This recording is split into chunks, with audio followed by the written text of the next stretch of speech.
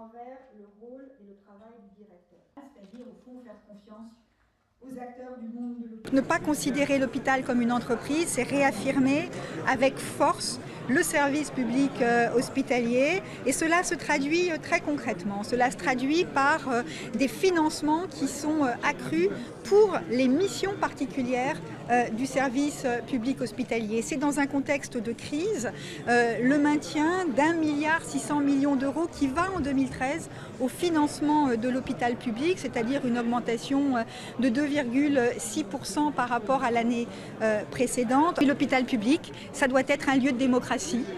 Démocratie qui reconnaisse la place des médecins, alors que jusque-là, on leur expliquait qu'ils n'étaient que les gestionnaires d'une entreprise. La démocratie qui doit permettre d'associer l'ensemble des professionnels de santé.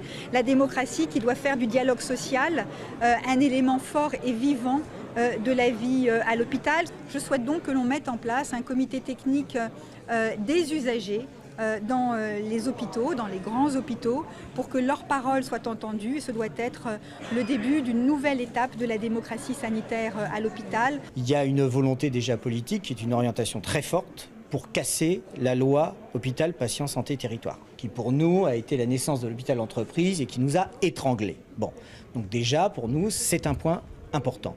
Maintenant, il y a l'acte de naissance d'un pacte de confiance. Bon, mais la confiance, ça ne se décrète pas, ça se forge. Donc maintenant, on va voir comment ça se passe.